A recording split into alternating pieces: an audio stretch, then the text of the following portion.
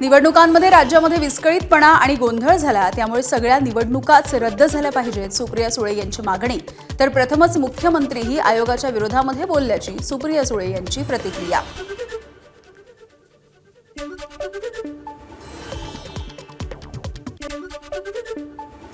दुर्दैव आहे की हे कुठलाच पारदर्शक चाललेलं नाही. म्हणजे ह्या इलेक्शनच्या रिझल्टवर पण किती विश्वास ठेवायचा हाही एक मोठा प्रश्न चाललाय. ह्या इलेक्शनमध्ये नुसता हेलिकॉप्टर आणि विमान नाही आहे, या इलेक्शनमध्ये कॅश.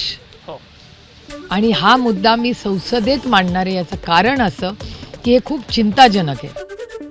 एकनाथ शिंदे यांच्या कोपरी पाचपाखाडी मतदारसंघामधील शिंदेंच्या शिवसेनेचे पदाधिकारी आणि राष्ट्रवादी अजित पवार पक्षाच्या पदाधिकाऱ्यांनी ठाकरेंच्या शिवसेनेमध्ये प्रवेश केलाय.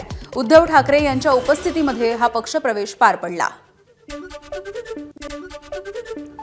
नंदुरबारच्या शहादा शहरामधल्या मतदान केंद्रावरती भाजप आणि जनता विकास आघाडीचे कार्यकर्ते भिडले. मतदान केंद्राच्या बाहेर तुफान हाणामारी झाली. काही कार्यकर्त्यांनी लाठीचा देखील वापर केला. पोलीस प्रशासन वेळीच दाखल झाल्यामुळे यानंतर ही परिस्थिती पोलिसांनी नियंत्रणात आणली आहे.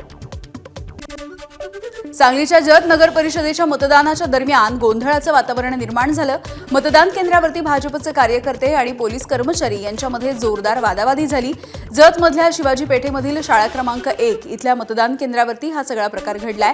प्रभाग 5 मधील भाजपच्या उमेदवार प्रणिता यादव यांना केंद्राच्या बाहेर काढण्यावरून महिला पोलीस कर्मचारी आणि यादव यांच्यामध्ये आधी वाद झाला होता आणि यानंतर यादव समर्थकांनी मतदान केंद्रामध्ये घुसत पोलिसांसोबत हुज्जत घातली. दरम्यान पोलीस उपअधीक्षक सचिन थोरबोले यांनी घटनास्थळी धाव घेतली आणि भाजपच्या कार्यकर्त्यांची समजूत काढली आहे. त्यामुळे या ठिकाणी काही काळ तणावाचं जे वातावरण निर्माण झालं होतं तो तणाव निवळलाय. सांगलीच्या तासगावमधल्या गणपती मंदिराजवळच्या मतदान केंद्रावरती 2 गटामध्ये वाद झाला. संजय काका पाटील आणि रोहित पाटील यांचे कार्यकर्ते आमनेसामने आले.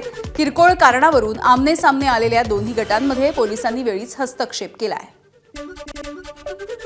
तुळजापूरमध्ये मतदानासाठी आलेल्या महिलेचा मतदान केंद्रावरती चक्कर येऊन पडल्यामुळे मृत्यू झालाय. राजश्री भोसले असं या वयस्कर महिलेचं नाव आहे.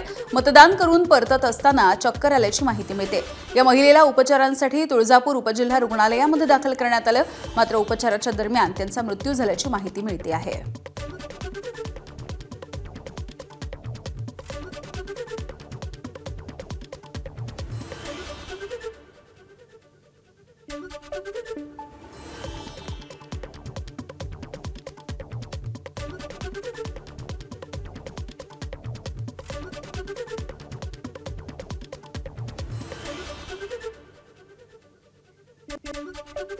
शिर्डीमध्ये महिलेच्या नावानं बोगस मतदान झाल्याचा आरोप होतोय. शोभा सुनील शिंदे या महिलेच्या नावानं बोगस मतदानाचा आरोप करण्यात आला.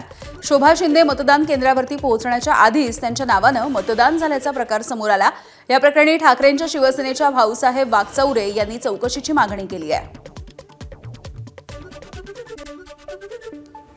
मी मतदानला आले, पण माझं मतदान झालं नाही. दुसरी बाई करून गेलेली. मागच्या बारीन बी असंच झालं होतं. फोन आला तर त्यांचं नाव नाही माहिती झालं, म्हणे तुमचं मतदान झालेलं आहे. ऐनवेळी निवडणूक स्थगित केल्यामुळे सत्ताधारी असेल किंवा विरोधी पक्ष हे संतापलेले आहेत आणि निलंग्यामध्ये आता राजकीय वाद पेटलेला आहे. वंचित बहुजन आघाडी, ठाकरेंची शिवसेना आणि काँग्रेसनं बंदची हाक दिली आहे. तर या बंदला प्रतिसाद देखील मिळालाय. विरोधी पक्ष असलेल्या काँग्रेस, वंचित बहुजन आघाडी आणि ठाकरेंच्या शिवसेनेनं भाजपवरती जोरदार टीका केली. नगरपालिका निवडणुकीमध्ये पराभव दिसल्यामुळे ही निवडणूक स्थगित करण्यासाठी भाजपनं डाव आखला असल्याचा आरोपही विरोधी पक्षांनी केला आहे. परभणीच्या जिंतूर शहरामधल्या जिल्हा परिषद उर्दू शाळेमध्ये मतदान केंद्राचा दरवाजा बंद करून मतदान अधिकारी जेवायला बसले. बाहेर मतदार हे रांगा लावून बसलेले असताना देखील अधिकाऱ्यांनी मतदान केंद्र बंद केलंय. या संदर्भात उमेदवार आणि मतदारांनी तक्रार करताच काही वेळानं हे मतदानाचं केंद्र पुन्हा एकदा सुरू झालं.